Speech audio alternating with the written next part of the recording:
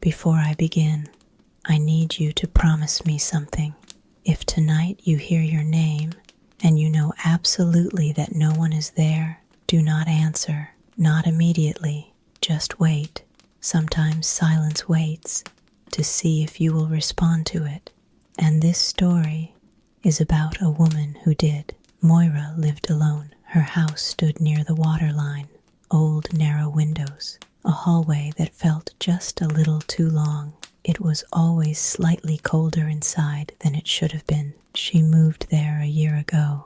She told everyone she wanted quiet, and quiet is exactly what she got. The first night, she woke at 3:14. No nightmare, no sudden noise. She simply opened her eyes. The house was still. She lay there and listened. Sometimes the sea sighed against the rocks. Sometimes old wood settled in the walls. But that night, there was nothing. The second night, it happened again. 3:14. Now she noticed the pattern. She lay awake, counting seconds in the dark. And then she heard it. Not a sound outside, more like a shift in the air, as if someone had taken a slow breath beside her. Moira, her name, soft, almost incomplete. The sound dissolved into the walls before she could be certain. On the third night, she did not sleep. She waited, and when 3:14 came, the air in the room grew heavier. This time her name was clear. Moira, not loud, not threatening, just certain. And what unsettled her most was this. It did not feel like a stranger calling. It felt like recognition. And then she did what old stories warn against. She whispered, "I'm here." The house grew warmer. Too quickly, as if something had entered, and quietly closed the door behind it. The next morning, the hallway window stood open. She had not opened it. Below the sill, on the wooden floor, there was a faint wet mark, as though someone had stood there barefoot. Outside was gravel. There were no footprints. 2 days later, she met her neighbor. His name was Aiden. He lived across the road, close enough to notice things. He looked at her strangely, not like someone greeting a newcomer, more like someone verifying something. "You've heard it, haven't you?" he asked. She froze. Heard what? His eyes flicked toward her house. Nothing. But something in his face shifted, as if he had said too much. Later, when they crossed paths again, he added, "That house used to belong to my grandmother." He said it slowly. "She used to wake at night, too." A pause. She heard her name. A quiet tension moved through Moira. And what happened? Aiden held her gaze a second too long. She started answering. Silence. After that, she changed. How?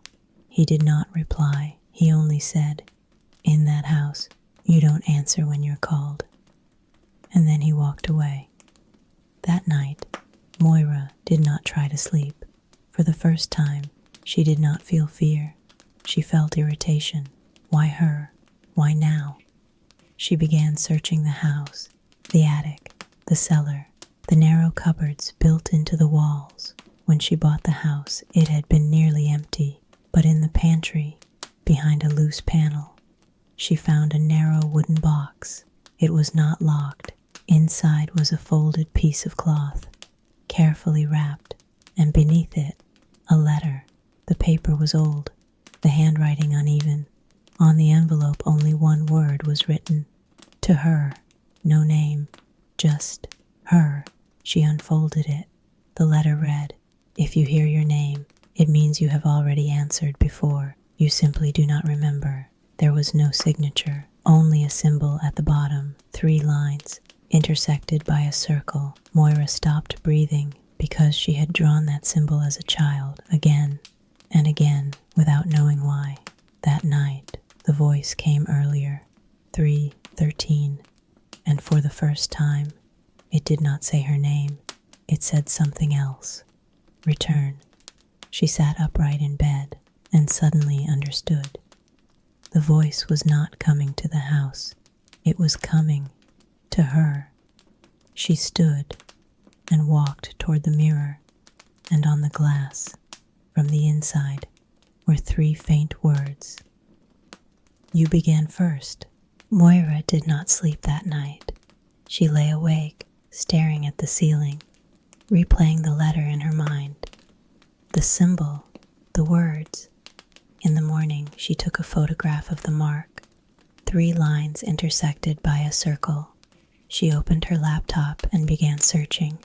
First, a basic image search, then academic databases, archives of ancient symbols, occult catalogs, esoteric forums. Nothing. There were similar forms, Celtic solar circles, alchemical diagrams, geometric seals, but not a single exact match. It was as if the symbol did not exist, and that unsettled her more than if it had, because if a mark cannot be found anywhere, it usually means it belongs to something else entirely. Then she remembered. About 2 hours away at the university, there was someone she knew, Professor Declan Byrne. Anthropology, ancient belief systems, symbolism. He once gave a lecture about temporal anomalies in folklore. At the time, it had sounded poetic. Now, it felt different. 2 hours later, she stood outside his office. She had not made an appointment. She simply knocked. He looked surprised to see her, but he let her in. When she placed the photograph of the symbol on his desk, he fell silent. Not out of politeness, not out of confusion, but out of recognition. He leaned closer. Where did you see this? In my house. He lifted his eyes. For a brief second, his expression became serious. This is very old, he said slowly, much older than Celtic symbolism. He paused. It is associated with a period when time was understood very differently. How? She asked. He took a sheet of paper and drew a circle. Before time was perceived as a straight line, there were myths describing it as a closed loop, a temporal circle. He drew 3 lines crossing through it. These intersections were called points of return, moments when different versions of the same person could come close to one another. Moira's fingers tightened. What do you mean by different versions?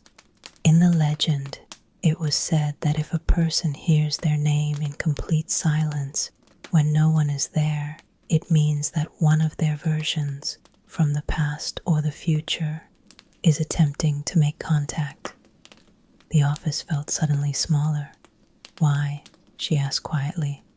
To warn or to prevent? He looked at her carefully, but there was a rule. What rule? You must never answer. Her heartbeat quickened. Why? He held the pause. Because answering is confirmation of identity. He lowered his voice. In the legend, it was said that if you respond, the version that is calling gains the ability to take your place. Moira went still. Take my place? It was described as displacement, as if one temporal version could push aside another. Sometimes a person would simply change. Sometimes they would disappear. Sometimes their loved ones would say they were no longer the same. She swallowed. But it's just a legend, isn't it? Of course, he said. But his tone was too careful. And what if someone has already answered? He looked at her for a long moment. Then there is only one way. What way? You must understand what that version is trying to warn you about. He traced the circle again. If you avoid the event that was meant to happen, or correct it, the loop closes. Closes. The intersection disappears. The contact ends. You remain within your own timeline. Then he added quietly, the most troubling sign is not when a person hears their name. The most troubling sign is when they suddenly stop hearing it. Why? Because that may mean the intersection has already completed. A heaviness settled in Moira's chest. How do I know what needs to be changed? The professor leaned forward slightly. In the old stories, there were always signs. Notes found in unexpected places. Lines in books that seemed meant only for you. Objects that fall. Repeating symbols. Coincidences that feel too precise. He studied her carefully. Have you found anything like that?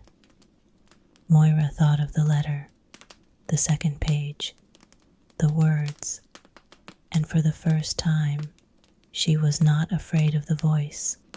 She was afraid of the possibility that the warning had already begun. When Moira pulled into the driveway and turned off the engine, she immediately noticed a woman standing near the gate. She stood as if she had been waiting for her. Light coat, dark hair tied neatly back, calm eyes. The woman smiled gently. Are you Moira? I'm sorry for coming without notice. My name is Lisa. I live 2 houses down. She gestured toward the neighboring rooftops. I was away for almost 2 years. I just came back recently and heard there's a new owner here. I wanted to introduce myself. I've lived here for a year, Moira replied. Lisa raised her eyebrows slightly. Then I must have missed quite a bit. There was nothing strange in her voice. It sounded sincere, almost warm. Moira didn't know why she said it. Would you like to come in? A few minutes later, they were sitting in the kitchen. Lisa spoke about her move, about the neighborhood changing, about old residents who had left. This house always felt different, Lisa said, looking around slowly. It has character.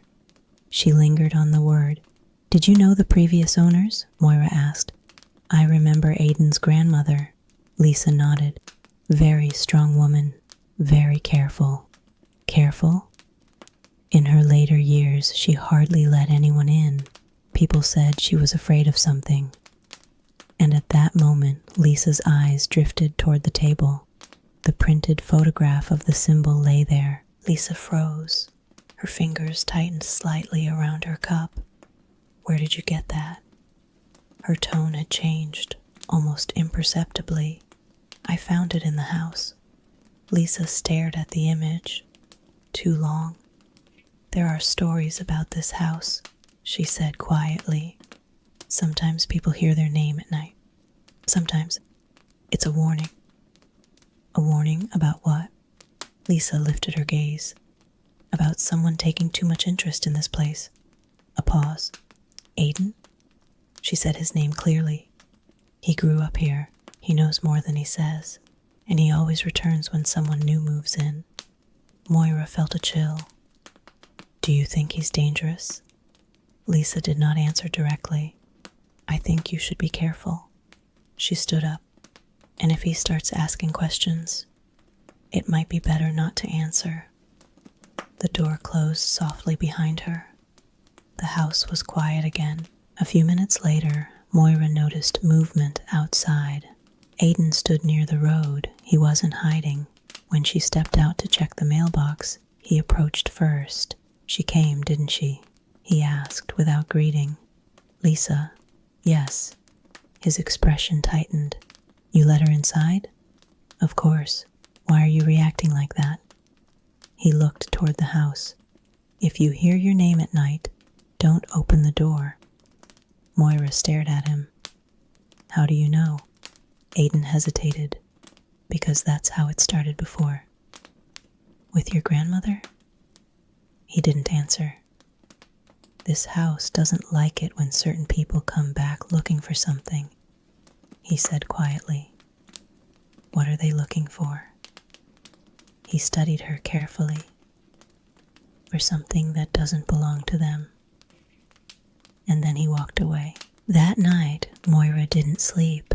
She took out the old journal again. She turned the pages slowly and found a line she hadn't noticed before. She came first. I trusted her. I was wrong. Further down, the danger is not where you think it is. Moira felt her throat tighten. Suddenly the lights went out. The clock stopped. 3:14. The air grew heavier and the voice returned. Moira. She closed her eyes. Don't answer, don't answer. Then 3 slow knocks at the door. Moira, Lisa's voice sounded calm. We need to talk. The clock did not move. 3:14. The whisper inside the room grew closer. You already know. The knocking came again, stronger. You don't believe him, do you? Lisa's voice softened. He's not who he seems. Moira stood frozen, and then she noticed something. In the hallway mirror, her reflection wasn't looking at the door. It was looking toward the window, where, in the darkness, stood a silhouette. Aiden. He wasn't looking at the door. He was looking at the attic. And slowly, from the inside of the glass, words began to form. She has returned. And on that note, my dear friends, the first part of this story comes to an end. In the second part, we will uncover what truly happened in this house many years ago and why the past refuses to let it go. What do you think? Who is the real villain? Lisa? Aiden? Or is it something far more complicated? Write your theories in the comments. I would truly love to read them. If you want the continuation, leave a like, and don't forget to subscribe so you won't miss part 2. It will be coming very soon. And now, I wish you a peaceful night, and if tonight you hear your name, just listen. Don't answer.